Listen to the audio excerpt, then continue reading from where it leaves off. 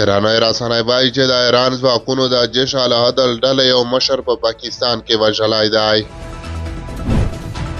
او وروستۍ خبره ده چې د پیسو نړیوال صندوق پاکستان ته د نوو پورونو د نه ورکولو په اړه د عمران خان غوښتنه رد کړه. سلام ستړي مه شئ، پام وکړئ د ایران ټي وي یوټیوب چینل څخه دوه تازه او مهمو خبرونو ته. ایرانی رسنۍ وایي چې د ایران ځواکونو د جیش العدل ډلې یو مشر په پاکستان کې وژلی دی. د ایران د مهر خبري اژانس د جمعې په ورځ ویلي چې ایرانی ځواکونو د جیش العدل ډلې یو مشر اسماعیل شاه بخش او د هغه ملګري په پاکستان کې د ترسره کړو پوځي عملیاتو پر مهال وژلي دي. په دې راپور کې راغلی دی چې دغه پوځي عملیات د دغه هیواد په سویل ختیځ کې د ترهګرو د ځپلو او په ایران کې د وروستیو پیښو د عاملینو د نیولو لپاره ترسره شوي وو. د مهر خبري اژانس په وینا دغه استخباراتي او پیچلي عملیات د اسماعیل شاه بخش او د هغه د ملګرو د نیولو په موخه ترسره شوي وو، خو د هغوی له مقاومت وروسته شاه بخش او ملګري یې وژل شوي دي.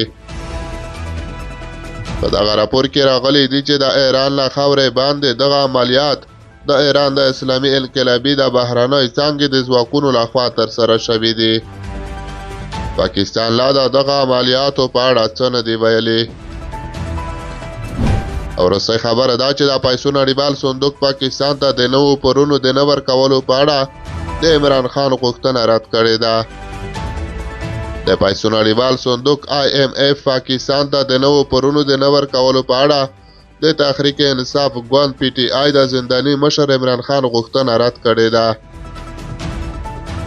عمران خان په یو لیک کې له دغه صندوق غوښتي چې د ټاکنو د پایلو له ارزولو پرته د پاکستان ته نوي پورونه نه ورکوي.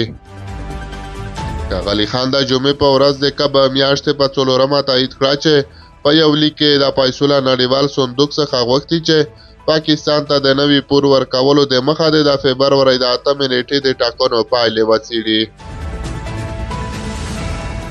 له مبرک امریکایي ورځپاڼې د سهشنبې په ورځ راپور ورکړی چې د پاکستان حکومت غواړي د دغه هیواد د اقتصادي ثبات لپاره د پیسو له نړیوال صندوق څخه د $6 میلیارډ پور غوښتنه وکړي.